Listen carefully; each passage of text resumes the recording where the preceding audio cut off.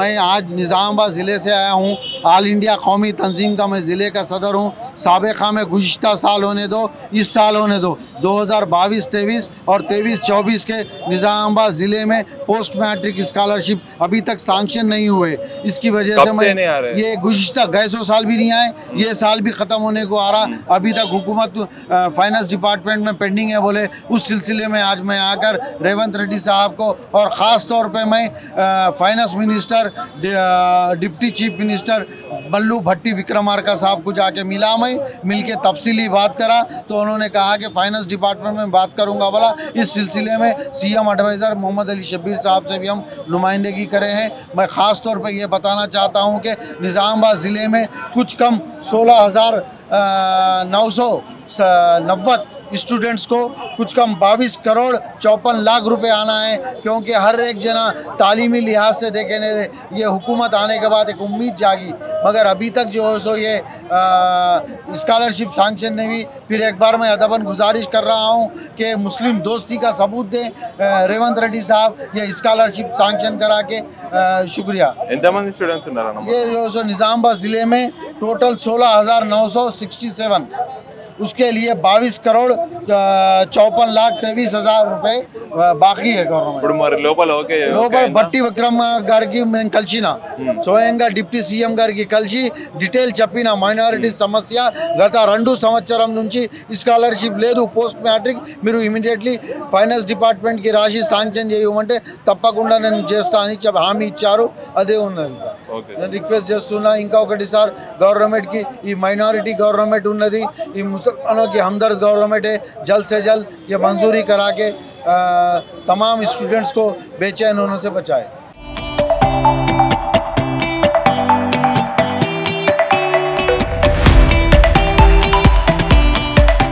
అన్న చెప్పండి అన్న, మీరు ఎక్కడి నుంచి వచ్చారు?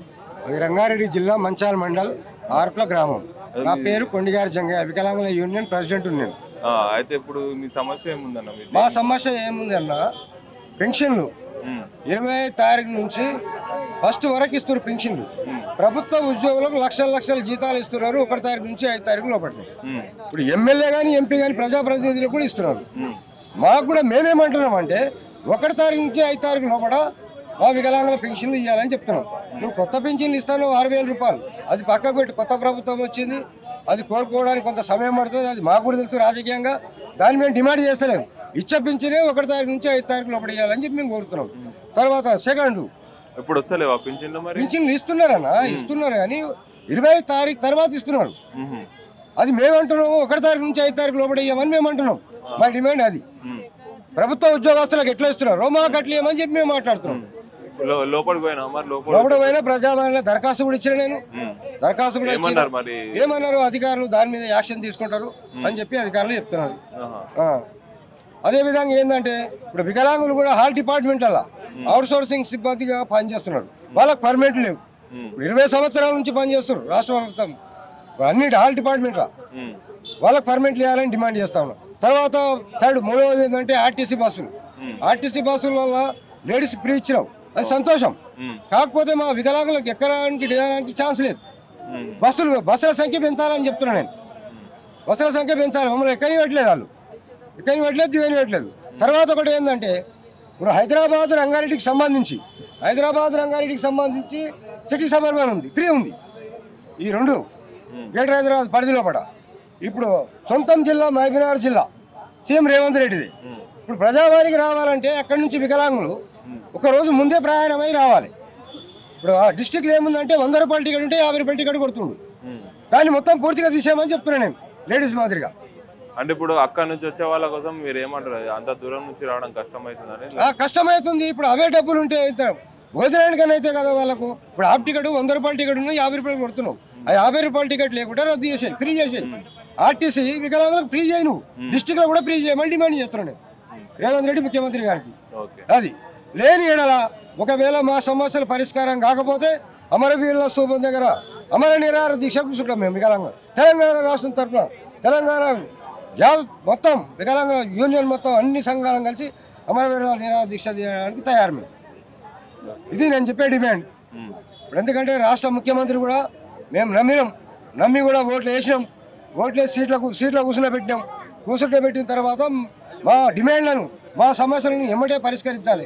రైతుల సమస్యలు, వికలాంగులకు కూడా కొంత పట్టాదారు పాస్బుక్లు ఉన్నాయి, కొంతమందికి వచ్చినాయి, కొంతమందికి రాలే. రాకపోతే ఇప్పుడు ఏముంది, అగ్రికల్చర్ ఆఫీసర్ల దగ్గరికి వెళ్తే విత్తనాలు ఇస్తలేరు. ఆన్లైన్ పాస్బుక్ ఉన్న వాళ్ళకే విత్తనాలు ఇస్తున్నారు, పాత పాస్బుక్ ఉన్న వాళ్ళకి విత్తనాలు ఇస్తలేరు. ఎందుకు ఇస్తారంటే ఆన్లైన్ కొత్త బుక్ తీసుకురంటాడు ప్రభుత్వం, ఆన్లైన్ బుక్ చేయలేదు. ఆన్లైన్ చేయించమన్నా చేయించిన తర్వాత కూడా కొంతమందికి బుక్కులు పంపారు, కొంతమందికి పంపలేదు. ఆన్లైన్ బుక్ లేదు. వాళ్ళ పరిస్థితి ఏంది? ఇప్పుడు బయట బ్లాక్ లో కొనుక్కుంటారు, అది కల్తీ ఇత్తనాలు. అది పంతదా ఎంతదా దేవుడు ఎరిగి. అది ప్రభుత్వం ఇచ్చేదేమో వేరే ఇత్తనం. ఇప్పుడు దాని మీద ఏంటంటే తక్షణమే ఆయన పట్టాదారు పాస్ పుస్తకాలు ఎవరికైతే రాష్ట్ర వ్యాప్తంగా రాలేదో ఫస్ట్ రైతులు, వికలాంగులనే కాదు రైతుల సమస్య ఇది. చాలా 30 లక్షల మంది రైతులు ఉన్నారు ఇప్పటికీ. పట్టాదారు పాస్ పుస్తకాలు రాని వాళ్ళు ప్రతి ఒక్కరికి పట్టాదారు పాస్ బుక్లు ఇచ్చిన తర్వాతనే వాళ్ళ మా సమస్య పరిష్కారం. ఇది కంపల్సరీ డిమాండ్ మీద మాత్రం మేము కూడా లక్షల మంది వికలాంగులు పట్టాదారు పాస్ బుక్లు రాని వాళ్ళం ఉన్నాం. దీని మీద ఎమ్మడే యాక్షన్ తీసుకోవాలి. రైతు ధరణి కమిటీ అని వేసిర్రు. ధరణి కమిటీ ఏమైంది? 4 తారీఖు లోబడిన దీని సమస్యలు పరిష్కారం చేస్తామన్నారు, అది పోయింది. మరి ఇప్పుడైనా ఏమైనా చేస్తారా చేయరా? చేయకపోతే మాదేందో మేము చేస్తాం. ఇక మేము అన్ని సంఘాలను కలుస్తాం, వికలాంగుల యూనియన్ అన్ని సంఘాలను కలిసి అసెంబ్లీ ముందు అమరణ నిరాహార దీక్షకు తయారు. మేము అన్ని ప్రాంతీయ పార్టీలను కూడా కలుపుకుంటాం, కుల సంఘాలను కలుపుకుంటాం. పెద్ద ఎత్తున ధర్నా దీతం. మేము అది ఏం చేసుకుంటున్నా చేసుకొని రేవంత్ రెడ్డి అది ఏడికైనా సరే కేసులు పెడతాడా, జైలు పంపుతాడా, దేనికైనా తయారు. అవసరం కనుక ఎన్కౌంటర్ చెప్తారా చెప్పాను. మేము భయపడవలసిన ప్రసక్తి లేదు. నేను చెప్పేది ఎందుకంటే రాష్ట్ర ముఖ్యమంత్రి గారు ఇప్పటికైనా స్పందించి మా సమస్యలు, వికలాంగుల సమస్యలు తక్షణమే పరిష్కరించాలని నేను రిక్వెస్ట్ చేస్తా ఉన్నా. ఒకవేళ సమస్యలు పరిష్కారం కాకపోతే మాత్రం మా మార్గం మీద మేము చూపిస్తాం. ఇక అవసరం అంటే రేపు స్థానిక సంస్థ ఎన్నికలలో కూడా మేము ఓటింగ్లో కూడా పాల్గొనాం. నోటకేస్తాం. ఓటు ఏ రాజకీయ పార్టీకి నోటకేసేస్తాం. గెలిపించాం, మా సమస్య పరిష్కరించామని కొట్లాడుతున్నాం కదా మేము. ఇప్పుడు ప్రజాభవన్లో దరఖాస్తులు పెడుతున్నాం. ఇప్పుడు వచ్చే 5-6 నెలలు అయింది, సరే ఎలక్షన్ కోర్టు పడ్డది. ఇప్పుడు ఎలక్షన్ కోర్టు అయిపోయింది కదా, ఇప్పుడైనా మా సమస్యలు పరిష్కరించామని చెప్తున్నాను నేను. సమస్యలు పరిష్కరించకపోతే సమస్య ఇంకో తీరు ఉంటుంది కదా. ఇక మా మార్గం మీద మేము చూస్తాం. ఇక అది నేను చెప్పేది రేవంత్ రెడ్డి గారికి నేను రిక్వెస్ట్గా నేను చెప్తున్నా. రాష్ట్ర ముఖ్యమంత్రి గారిని గౌరవించి చెప్తున్నా. నేను మా సమస్యలు పరిష్కరిస్తానని నమ్మకం ఉంది. ఒకవేళ నమ్మకాన్ని మమ్మ చేస్తే మాత్రం పనిష్మెంట్ మాత్రం పక్కా ఉంటుంది. టీవీ షాప్ ఉన్న చూడు, ప్రధానమంత్రి ఊరు ఆ దవాఖాన పనిచేస్తాం. 20 ఏళ్ళ పడి చెప్తాను, జీవితం లేదు, బట్ట లేదు. 2 మంది చెప్తే ఇప్పుడు 25,000 ఇస్తారు. మా జీవితం బతుకమని చెప్పి కోరుతున్నాం. అంతే, మా జీవితం బతికియాలి, మా పిల్లలు మేము. అలా పోతే కాగితాలు ఇచ్చి బట్టి ఇచ్చినాం. ఇక చేస్తారో మరి ఆ దూరం కనపడలేదు, ఇక రాలేదుగా ఇవ్వాల వస్తే మాట్లాడతాడు. మరి మాట్లాడదాం చూసి కాయసి పోతే అక్కడే జ్వరా మీరు దయచేసి కాయి. హెల్త్ డిపార్ట్మెంట్ వర్క్ చేస్తారా? మాది పెద్దపల్లి జిల్లా సుల్తానాబాద్.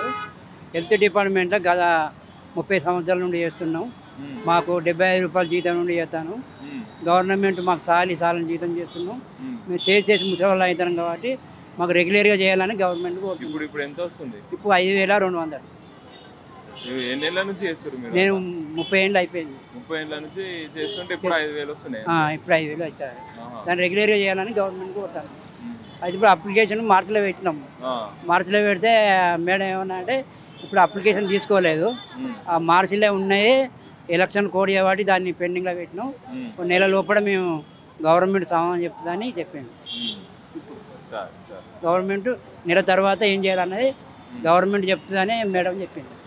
అందుకని అప్లికేషన్ తీసుకోలేదు. ఇచ్చాం కానీ తీసుకోలేదు. అంటే అదే ఉన్నది మార్చిలో పెట్టిన, ఆన్లైన్లో పెట్టింది గవర్నమెంట్ దగ్గర ఉన్నది అన్నట్టు. దాన్ని ఇంకా పరిశీలించలేదు. గవర్నమెంట్ పరిశీలించలేదు, ఎలక్షన్లు కోడ్ చేయబట్టి. ఇప్పుడు పెడితే తీసుకోలేదు, పెట్టినాం కాబట్టి అదే ఇప్పుడు ఎలక్షన్లు కోడ్ చేయబట్టి ఆపారు కాబట్టి 1 నెల రోజుల వరకు దాన్ని గవర్నమెంట్ క్లియర్ చేస్తే ఏదో ఒకటి చేస్తా అని అన్నాం. నెల తర్వాత అది ఏం చేస్తారో తెలుసుకొని దాన్ని మళ్ళీ మేము ఫాలో అవుతాం. సూరారం నుంచి వచ్చాను సార్. మీ పేరు? చింతపల్లి దాస్. గృహజ్యోతి పథకం, మహాలక్ష్మి ఆ 3 పథకాలకి అప్లికేషన్ పెట్టాం. ప్రాసెసింగ్లో ఉన్నాయి అన్నారు. ఇంతకు ముందు పెట్టారా? ఇంతకు ముందండి. ఈరోజు మన 200 యూనిట్ల లోపు ఉండడానికి గృహజ్యోతి పథకం ఉంది కదా, దానికి ఫ్రీ అన్నారంటే చూశారు. ప్రాసెసింగ్లో ఉండి నాకు కూడా చూపించారు, చూసా. దీనికి అప్లికేషన్ పెట్టమన్నారు. మాకు గృహజ్యోతి పథకం వర్తించలేదు, మీరు తొందరగా వర్తించాలి అని చెప్పి ఫోన్ చేసి నెంబర్ వేసి ఇచ్చాను సార్. I'm very satisfaction. మీకు ఇప్పుడు లోపల మరి రిప్లై మంచిగా బాగా జరిగింది. Staff full cooperation. I'm very satisfaction. ఎందుకంటే మీ అభిప్రాయం ప్రజల్లోకి వెళ్ళొద్ది, ఉందని చెప్పాలి సార్. ఇక ఎవరెవరో ఇష్టారాజ్యంగా మాట్లాడుతూ ఉంటారు. వెళ్ళాను, 10 నిమిషాల్లో చెక్ చేశారు, వెరిఫై చేశారు. తర్వాత పవర్ డిస్ట్రిబ్యూషన్ ఏఈ గారి దగ్గరికి వెళ్ళాం, చూశాడు. 3 చూడండి, మీది ఉండి 1500 రూపాయలు ఆడవాళ్ళ పెన్షన్ ఆలస్యంగా ఉంటుంది, సిలిండర్లు కొంచెం లేట్ అవుద్ది, ఇది మాత్రం ప్రాసెసింగ్లో ఉంది, మీకు 10-15 రోజుల్లో మీకు ఫోన్ అవుద్దండి అన్నారు. అప్లికేషన్లు అన్ని ఇచ్చానండి. Well satisfaction sir. పాలంపల్లి మండలము, భువనగిరి, యాదాద్రి జిల్లా. ఇంతకుముందు ఊరికొక నయం కానీ రేవంత్ రెడ్డి చంద్రశేఖరరావు తయారు చేసిండు. ఇప్పుడు రేవంత్ రెడ్డి ఏంటంటే ఇంటికొక నయం కానీ తయారు చేసిండు కాబట్టి ఈ భూముల సమస్యలు పరిష్కారం చేయడం లేదు. కాబట్టి ధరణి పెట్టి దున్నపోతు ఈనింది దూర అంటే దుడ్డని ఎక్కడ కట్టేయాలంటే దొడ్డే కట్టేయమన్నట్టు ఉంది చంద్రశేఖరరావు ప్రభుత్వం. అందుకే ఈరోజు సచివాలయాన్ని కూలగొట్టి ఏ విధంగా ఆయన ప్రభుత్వం కూలిపోయిందో అదే పరిస్థితి రేవంత్ రెడ్డి తీసుకురావద్దని ఈ సందర్భంగా ప్రజా దర్బార్కు వచ్చి తెలియపరుస్తున్నాం. ఇంతకుముందు రేవంత్ రెడ్డిని కలిసి మాట్లాడేస్తే 3 రోజులలో నీకు న్యాయం చేస్తున్నాడు. ఇంతవరకు అన్యాయం చేసిండు. మాజీ మావోయిస్టులు వాళ్ళకు విలువ లేదు, గుర్తింపు లేదు, గౌరవం లేదు. కాబట్టి ఉచితంగా బస్ పాస్ లేదు, పింఛన్ లేదు, ఏది లేదు. కాబట్టి ఇందిరమ్మ ఇల్లు లేదు, ఏ ఇల్లు లేదు. మాకు డీసీఎం ఇచ్చి తీసుకొని అమ్ముకున్నారు. ఇన్స్టాల్మెంట్ కట్టలేదు, వాయిదాలు కట్టకపోతే అమ్ముకున్నాం అంటే ఇంతమందికి ఎంతోమంది వాయిదాలు కట్టలేదు కదా, వాళ్ళు తీసుకొని ఎందుకు అమ్ముకోలేదు? నల్గొండ ప్రెస్ మీట్ పెడితే 1 కోటి రూపాయలు ఇచ్చారు, మా ఒక్కడికి ఎందుకు ఇవ్వలేదు? వేధింపులు, కక్ష సాధింపులు, కుట్రలు, పగలు, ప్రతీకారాలు తప్ప. కానీ ఇప్పుడు పోలీసు అధికారుల దగ్గరికి పోతే ఆత్మహత్య చేసుకోమంటారు. మాకు అధికారం లేదు, మీకు న్యాయం చేయమంటారు. న్యాయస్థానాల దగ్గరికి పోయే పరిస్థితి లేదు. మేము జైల్లో ఉన్నప్పుడు న్యాయస్థానం అంటే స్తంభింపజేసినాం న్యాయం కోసం. జైల్లో ఉన్నప్పుడు మనం మెంటల్ హాస్పిటల్ పంపించారు. జైల్లో చదువుకోనికి అవకాశం లేదు, నేరస్తులకే చదువుకోనికి అవకాశం ఉంది. న్యాయ విచారణ ఉన్నోళ్ళకి చదువుకునే అవకాశం లేదు. కాబట్టి మేము చంద్రశేఖరరావు దృష్టి తీసుకొచ్చినాము, చంద్రబాబు నాయుడు దృష్టికి తీసుకొచ్చినాము, రాజశేఖర రెడ్డి దృష్టికి తీసుకొచ్చినాము, ఇప్పుడు రేవంత్ రెడ్డి దృష్టికి తీసుకొచ్చినాము. దున్నపోతు మీద వాన పడ్డట్టే ఉంది, కుక్కతో ఒక వంకర అన్నట్టు ఉంది. అధికార, రాజకీయ, వ్యభిచార, వ్యాపార, దోపిడీ పాలక వర్గాలు ఉన్నంత కాలం న్యాయం జరగదని ప్రజల దృష్టికి తీసుకొచ్చినాం. మనం ఓట్లు అమ్ముకుంటారు, రాజకీయ నాయకులు దేశాన్ని అమ్ముకుంటారు. కాబట్టి మనం ఒకసారి మనం ఓటేస్తే 5 సంవత్సరాలు రాజకీయ నాయకులు మనకు ఓటు విలువ తెలియదు. రాజకీయం వ్యభిచారం అయిపోయింది, వ్యాపారం అయిపోయింది. కాబట్టి ప్రజలు విముక్తి కోసం ఏ విధంగా ఉద్యమాలు నిర్వహించాలి? ఐక్యత లేదు, కులమేమో కూడి బతకనిది, తిండి పెట్టదు. ఈరోజు కులాలతోటే రాజ్యాధికారాన్ని చేస్తారు. కాబట్టి ఇప్పుడు రేవంత్ రెడ్డి ఏంటంటే న్యాయం చేయకపోతే ఆత్మహత్య చేసుకునే పరిస్థితి ఉంది. కాబట్టి ఎండకు ఎండుకుంటూ, వానకు తడుచుకుంటూ, చలికి కొనుక్కుంటూ జీవిస్తున్నాం. కాబట్టి నాకు న్యాయం చేయాలని చెప్పేసి రేవంత్ రెడ్డి దృష్టికి తీసుకురావాలని ప్రజా దర్బార్ సందర్భంగా ఈ మీడియా ద్వారా రేవంత్ రెడ్డి దృష్టికి తీసుకొస్తున్నాం. ఆత్మహత్య చేసుకోమంటాడా, న్యాయం చేస్తాడని అడగాలని చెప్పేసి మీడియా ద్వారా అడుగుతున్నాం. వరంగల్ నుంచి వచ్చినాం. మా సమస్య తెలంగాణ వ్యాప్తంగా ఉన్నటువంటి అవుట్సోర్సింగ్ బిల్ కలెక్టర్ని పక్కన పెట్టింది సార్. సిజీజీ వాళ్ళు, సిడిఎంఏ వాళ్ళు. ఎందుకంటే కొత్తగా వచ్చిన విఆర్ఓ వాళ్ళకి పోస్టింగ్ ఇచ్చుకుంటూ మమ్మల్ని పక్కన పెట్టడం జరిగింది. తద్వారా దగ్గర ఒక 1200 మంది బిల్ కలెక్టర్ని పక్కన పెట్టడం వల్ల రాష్ట్ర వ్యాప్తంగా మా కుటుంబాలు రోడ్ల మీద పడేటువంటి పరిస్థితి, దయానీయమైనటువంటి పరిస్థితులు మా కుటుంబాలు ఉన్నాయి. తప్పకుండా ఈ యొక్క తెలంగాణ ప్రభుత్వంలో రేవంత్ రెడ్డి సర్కారు తప్పకుండా మాకు పర్మనెంట్ చేసుకుంటూ ఉద్యోగ భద్రత ఇస్తారని మేము ఆశతో ఉన్నాము. తప్పకుండా మాకు ప్రభుత్వం ఎట్టి పరిస్థితుల్లో మాకు ఉద్యోగ భద్రత కల్పించాలని మేము కోరుకుంటున్నాం సార్. చెప్పండి అన్న, మీరు ఎక్కడి నుంచి వచ్చారు? మేము పెద్దపల్లి జిల్లా నుంచి వచ్చినాం. కాంటింజెంట్ వర్క్గా రాష్ట్ర తెలంగాణ వ్యాప్తంగా గత 30 సంవత్సరాలు చేస్తాను. గత 30 సంవత్సరాలు చేస్తే మా జీతం ఎంత? 5200 ఇస్తారు ఇప్పుడు ప్రస్తుతానికి. మా డిమాండ్ ఏంటంటే మమ్మల్ని 2012లో 2006లో పర్మనెంట్ చేస్తా అని జీవో ఇచ్చారు. 2006లో 2012లో మళ్ళీ ఇచ్చారు జీవో పర్మనెంట్ చేస్తాను. మళ్ళీ కేసీఆర్ ప్రభుత్వం వచ్చినాక 2019లో కూడా జీవో ఇచ్చారు పర్మనెంట్ చేస్తాను. ఇంతవరకు కూడా ఏ ప్రభుత్వం కూడా చేయలేదు. ఇప్పుడు ఎంత వస్తుంది జీతం? 5200 వస్తుంది. 5200. ఆ 5200కు మా సాల జీతాలకు మేము మా బతుకులు ఆది నాన్న ఉన్నాను. అంటే ఇప్పుడు మొత్తం ఎంతమంది వచ్చారు అసలు మీరు? మొత్తం 50 మంది వచ్చాం. 50 మంది బాధితులు మొత్తం తెలంగాణ రాష్ట్ర వ్యాప్తంగా. మొత్తం మీరు అందరు కలిసి వచ్చారు. అది ఇప్పుడు మరి మమ్మల్ని పర్మనెంట్ చేయాలని కోరుతున్నాం. పర్మనెంట్ చేయాలనుకుంటారు. ఇన్నిసార్లు మరి జీవోలు వచ్చినాయి కాదు మరి ఇప్పుడు ఆ జీవాలకే పరిమితం అయింది. ఇప్పటికైనా మన సీఎం రేవంత్ రెడ్డి గారు మమ్మల్ని గుర్తింపి ఇప్పటికైనా పని చేస్తారని పర్మనెంట్ చేస్తారని కోరుతున్నాం. ఇప్పటికైతే అవుతారు అనుకుంటున్నాం. అయితే అని నమ్మకం లోపల పెట్టి లోపల పోయి అప్లికేషన్ ఇచ్చినాం. ఏమన్నారు లోపల? అయితే ఇవరకే గతంలో 3 నెలల కింద ఇచ్చాం. అదే ఉన్నది, అదే ప్రభుత్వం దృష్టికి పోయింది, దాని మీద నడుస్తుంది. ఒక ఎలక్షన్ కూడా మొన్ననే అయిపోయింది కాబట్టి ఇప్పుడు ఈ నెల సార్కు చూడండి ప్రభుత్వం దృష్టికి పోతుంది, అప్పుడు ఏమంటారో వినండి అని చెప్పారు. అంటే మీకు ఏమైనా చెప్పడం జరిగిందా? ఎట్లా రిసీవ్ చేసుకుంటున్నారు? లోపల బాగానే ఉందా? మంచిగా బాగానే ఉంది చెప్పారు. మా ఫోన్ నెంబర్కి వస్తా అన్నారు, వచ్చింది, బాగానే రిసీవ్ వచ్చింది. Sir thank you sir. మరి అవుతుందంటారా కాదనుకుంటారా? అవుతుందని ఆశతోటి వచ్చినాం సార్. మేము గత ప్రభుత్వాలకు ఎన్నోసార్లు మేము అర్జీలు పెట్టుకున్నాం. అర్జీలు పెట్టుకుని కేసీఆర్ ప్రభుత్వంలో మాకు న్యాయం జరగలేదు. కాబట్టి ఇప్పుడు మన రేవంత్ రెడ్డి కొత్త ప్రభుత్వం వచ్చింది. రేవంత్ రెడ్డి ప్రభుత్వంలో మాకు ఉన్న కాంట్రాక్ట్ వర్కర్స్ రాష్ట్ర లెవెల్గా 500 మంది ఉన్నాం. 500 మందికి పర్మిట్ చేయగలనని ఆ జీవో కూడా వచ్చింది. 212 జీవో వచ్చిన ఆ జీవో ప్రకారం మా అందరికీ పర్మిట్ చేయగలని కోరుతున్నాం రేవంత్ రెడ్డి గారి ప్రభుత్వంలో. గతంలో కొద్దిమంది అన్సోషల్ ఎలిమెంట్స్ దాన్ని గ్రాప్ చేయడానికి ప్రయత్నం చేసిర్రు. దాన్ని మేము కంప్లైంట్ చేయడం మూలాన ప్రభుత్వం గత 3 సార్లు కూలగొట్టడం జరిగింది అక్కడ. అయినా ఇప్పుడు మళ్ళీ కొత్తగా గతంలో కలెక్టర్ లెటర్ ఇస్తే ఇమీడియట్ స్పందించి కలెక్టర్ గారు కానీ జిహెచ్ఎంసీ అధికారులు కానీ వచ్చి దాన్ని కూలగొట్టడం జరిగింది. మళ్ళీ దాన్ని ఆధీనంలోకి తీసుకోకుండా మామూలుగా కూలగొట్టి వెళ్ళిపోవడంలో మళ్ళీ ఇప్పుడు అన్సోషల్ ఎలిమెంట్స్ ఎవరైతే ఉన్నారో అక్కడ కొత్త రకంగా ఒక పంతా పుంజుకొని అక్కడ అంటే ఒక రిలీజియస్ స్ట్రక్చర్లు కట్టేసి అంటే దాన్ని ఒక మతం రంగు పులిమి దాన్ని గ్రాప్ చేసే ప్రయత్నం చేస్తున్నారు. కాబట్టి దీనికి సంబంధించి మేము మళ్ళీ నిన్న అక్కడ మా లోకల్ పోలీస్ స్టేషన్లో అదేవిధంగా జోనల్ కమిషనర్ మున్సిపల్కి మళ్ళీ లా అండ్ ఆర్డర్ డీసీపీకి కూడా కంప్లైంట్ ఇచ్చినాము. మరి అదేవిధంగా కలెక్టర్ గారు కూడా ఇచ్చినాము.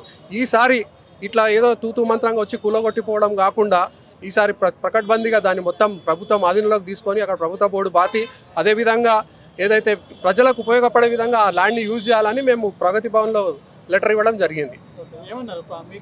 ప్రగతి భవన్లో లెటర్ తీసుకున్నారు. వాళ్ళు చెప్పడం ఏంటంటే మేము ఫార్వర్డ్ చేస్తాము, వాళ్ళు మీకు ఇమీడియట్గా మీకు రియాక్షన్ ఉంటుంది తప్పకుండా మేము ఇచ్చేస్తామని చెప్పారు. దాని విధంగా మళ్ళీ ఇంకోసారి వెళ్ళి కలెక్టర్ గారు కూడా కలమని చెప్పారు. ఈ సమస్య ఇది ఎప్పటి నుంచో ల్యాండ్ ఉంది. ఈ సమస్య మాత్రం ఒక 2016 నుంచి జరుగుతుంది. మేము ప్రతిసారి కంప్లైంట్ చేయడం, వాళ్ళు రావడం, కూలగొట్టి పోవడం. కాకపోతే ఏదైతే షెడ్లు అవన్నీ పెట్టిరో వాళ్ళు అవన్నీ తీయట్లేదు. ఈసారి మేము ప్రత్యేకంగా క్లియర్గా సీఎం గారికి రిక్వెస్ట్ ఏం చేస్తున్నామంటే ఇది ఇట్లా రేట్లతో పాటు తీసేసి అక్కడ ఎవరైతే ఉన్నారో ఆ సైట్ మీద రౌడీలు గుండాలు వాళ్ళందరినీ కూడా అరెస్ట్ చేసి వాళ్ళ మీద కేసులు బుక్ చేసి అక్కడ ల్యాండ్ గ్రాబర్స్ పైన కూడా కఠినంగా చర్యలు తీసుకొని ఆ భూమిని మొత్తం ప్రభుత్వం ఆధీనంలోకి తీసుకొని దాన్ని ప్రజలకు ఉపయోగపడకుండా డెవలప్ చేయాలని కోరుతున్నాం. 10 ఎకరాలు 20 గుంటలు.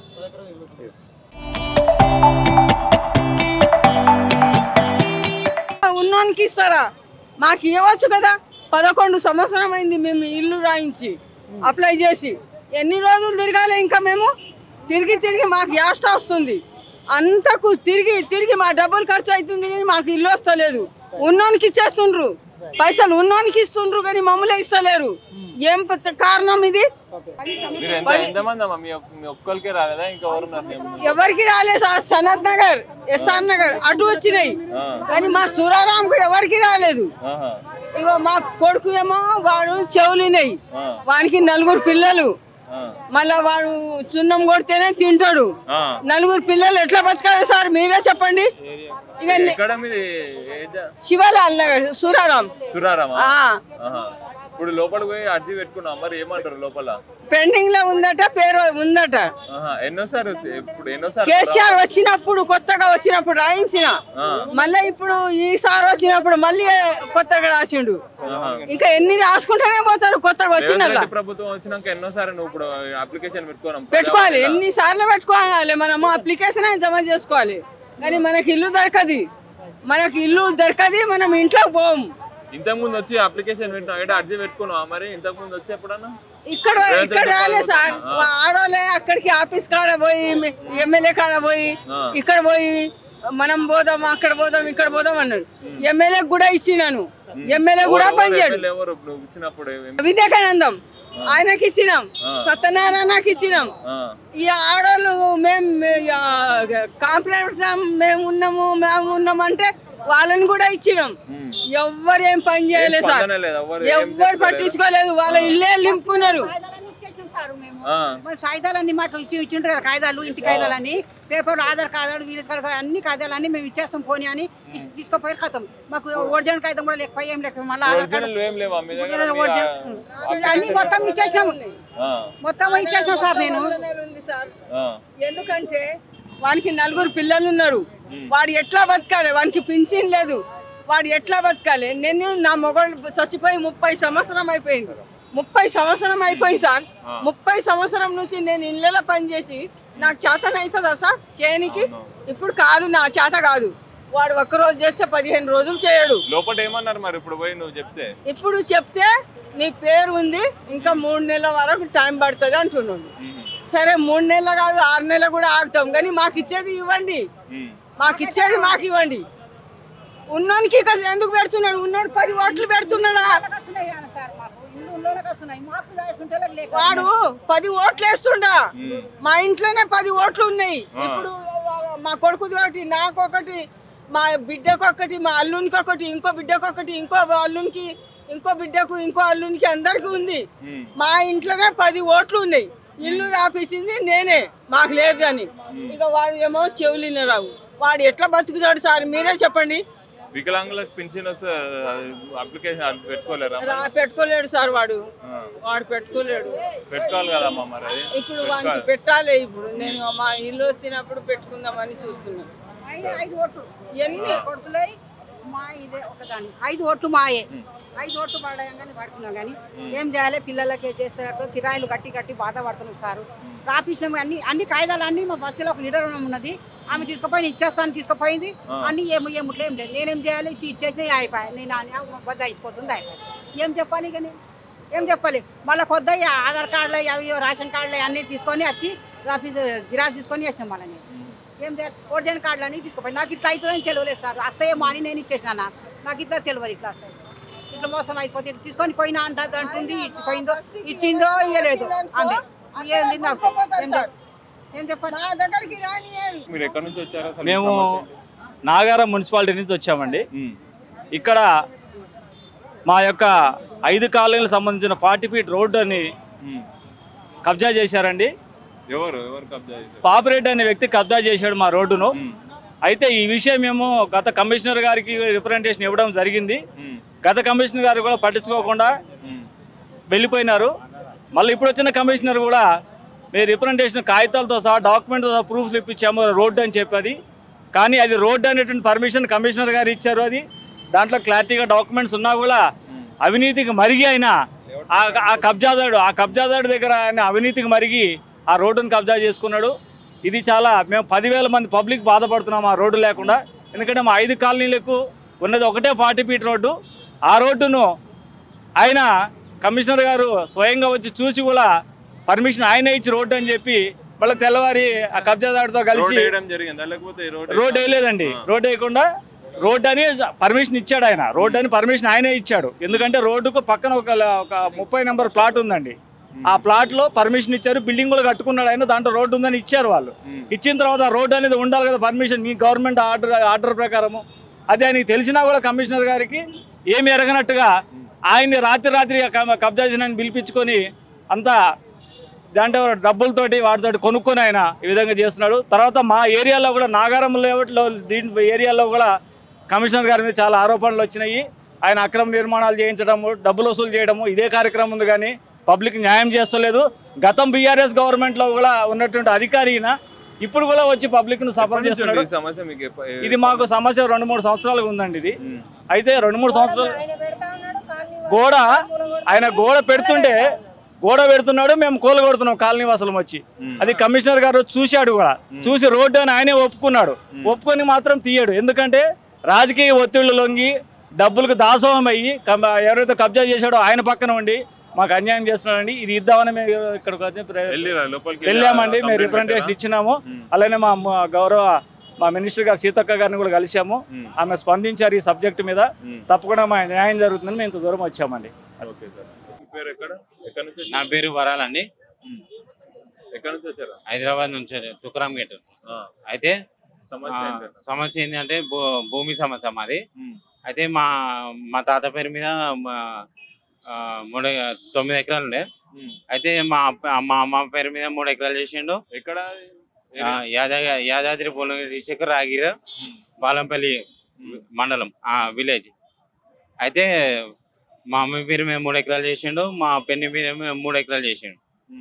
మా అమ్మమ్మ పేరు మీద 3 ఎకరాలు చేసిండు. చేస్తే అయితే ఇంకొక సాదుకున్నాడు. సాదుకున్నాక ఆయనకి ఎకరంన్నర రాసి ఇచ్చిండు. ఏదా మా అమ్మమ్మ దానికి వెళ్ళి మా అమ్మమ్మ దానికి ఎకరంన్నర రాసి ఇచ్చినాక ఇంకా ఎకరంన్నర ఉంటది కదా, ఎకరంన్నర ఉన్న ఆ ఎకరంన్నర మా పిన్ని ఏం చేసిందంటే ఆ ఎకరము దొంగతనంగా మా ఒకటే బిడ్డను రాపించుకొని మా అమ్మ లేదని చెప్పి రాపించుకుంది. ఆమె పేరు మీద రాపించుకుంది. అయితే ఎంఆర్ఓ ఎట్లా రాశాడు? మా అమ్మ లేనిది. రిజిస్ట్రేషన్ ఆఫీసర్ ఎట్లా రాశాడు? భువనగిరి రోడ్ ఎట్లా రాశాడు? యాదగిరి డిస్టిక్ ఎట్లా రాశాడు? చెప్పండి, మీరే పరిష్కారం చెప్పండి. దీని మీద కేసు వేయాలి, భువనగిరి కేసు వేయాలి. భువనగిరిలో కేసు ఇంకేం జరగలేదు. కంప్లైంట్ అయితే ఇచ్చాము. భువనగిరి. అయితే వాళ్ళు ఏమంటారు అంటే వాళ్ళు రారంటున్నారు. అయితే మేమేమన్నామంటే అదేమంటారు ప్రూఫ్ పంపించమన్నాం. అయితే వాళ్ళు రారంటున్నారు చెప్పారు. ఉంది ఉంది. మా తాత మాకు రాసిచ్చిన 3 ఎకరాలు ఉంది కదా. అయితే మా తాతకి వాళ్ళకెళ్ళి 1.5 అమ్మేసిండు మా చెల్లెపల్లికి. అది కూడా వీళ్ళు చెప్తే అమ్మేసిర్రు. వీళ్ళు దొంగలు. వీళ్ళు ఎవరు? మా పిన్ని మా బాబాయ్ వాళ్ళు ఎకరం రాపించుకోరు. ఆ ఎకరం మాకు రావాలి. ఇప్పుడు ఆ ఎకరంలో మీకు రావాలని చెప్పేసి లోపలికి వెళ్ళి కంప్లైంట్ పెట్టారు అంటున్నాం. అది పేపర్స్ కావాలంట. పేపర్ చేయలే, నేను డాక్యుమెంట్ చేయలే. మొత్తం డాక్యుమెంట్ తెమ్మని చెప్పారు. డాక్యుమెంట్ తెస్తే అటాచ్ చేసి అది పిఎస్ కంప్లైంట్ అన్నా లేకపోతే కోర్టులో అన్నా కంప్లైంట్ ఇస్తా. మా పిన్ని మీద కేసు కావాలి కంపల్సరీ. మా పిన్ని మీద మా బాబాయ్ మీద కంపల్సరీ కేసు కావాలి. ఈ ఎకరం భూమి ఏదైతుందో అది మాకు ఆమెకు అర్ధ ఎకరం, అదే మాకు అర్ధ ఎకరం రావాలి. ఇది అన్యాయం కాదు, న్యాయంగా రావాలి. చెప్పండి సార్, సమస్య ఏంటి? ఇప్పుడు నేను కుత్బుల్లాపూర్ నియోజకవర్గం భారతీయ జనతా పార్టీ రాష్ట్ర కౌన్సిల్ సభ్యుని చంద్ర శ్రీనివాస్ ముదిరాజు మాట్లాడుతున్నా. గతంలో కొన్ని సంవత్సరాల నుంచి గాజూర్ రామారం సర్వే నంబర్ 23లో జరుగుతున్నటువంటి చెరువులు కుంటలని కబ్జా చేసి రాత్రి మట్టి నింపి అక్కడ కొంతమంది కబ్జాదారులు ఆ యొక్క ప్రభుత్వ భూమిని కబ్జా చేస్తూ పేద ప్రజలకు అమ్ముతూ అక్కడ కోట్ల రూపాయలు గడించడం జరుగుతూ ఉంది. అది అన్యాయము. పేద ప్రజలకు సంబంధించి ఈ ప్రభుత్వానికి సంబంధించినటువంటి భూమిని ప్రభుత్వ అవసరాలకు ఉపయోగించాలని చెప్పి గతంలో కూడా కొన్ని సంవత్సరాల నుంచి నేను భారతీయ జనతా పార్టీ తరఫున ఎంఆర్ఓ గారి దృష్టికి, కలెక్టర్ గారి దృష్టికి తీసుకురావడం జరిగింది. అది కబ్జా చేసిన వాళ్ళు స్థానికంగా ఉన్న కొంతమంది కబ్జాదారులు. దానికోసం గతంలో పోలీస్ స్టేషన్లో కూడా వాళ్ళు కేసులు అయినాయి. అక్కడ స్థానికంగా ఉన్నటువంటి ఎంఆర్ఓ గారు కూడా వాళ్ళ మీద కేసులు పెట్టడం జరిగింది. కానీ ప్రస్తుతం ఉన్నటువంటి పరిస్థితి ఏంటంటే అక్కడ ఉన్నటువంటి ప్రభుత్వం పూర్తి రెవెన్యూ డిపార్ట్మెంట్ కబ్జాదారులకు సపోర్ట్ చేస్తూ ఉన్నది. వారు కబ్జాదారుల పట్ల ఎటువంటి చర్య తీసుకోవడం లేదు, నిర్లక్ష్యంగా వ్యవహరిస్తూ ఉన్నారు. నేను గతంలో ప్రజావాణిలో కలెక్టర్ గారికి కూడా నేను ఇది ఇవ్వడం జరిగింది. కానీ నేటి వరకు దాని మీద చర్య తీసుకోకపోవడం పట్ల భారతీయ జనతా పార్టీ తరఫున తీవ్రంగా ఖండిస్తున్నాం. తక్షణమే ఈ యొక్క కబ్జా పైన చర్యలు తీసుకోవాలని చెప్పి బీజేపీ తరఫున డిమాండ్ చేస్తున్నాం. ఇప్పుడు మళ్ళీ లోపలికి వెళ్ళిన తర్వాత ఏమన్నారండి? ఇప్పుడు కంప్లైంట్ పెట్టిన తర్వాత లోపల మన నోడల్ అధికారి మేడం దివ్య గారికి నేను కలవడం జరిగింది.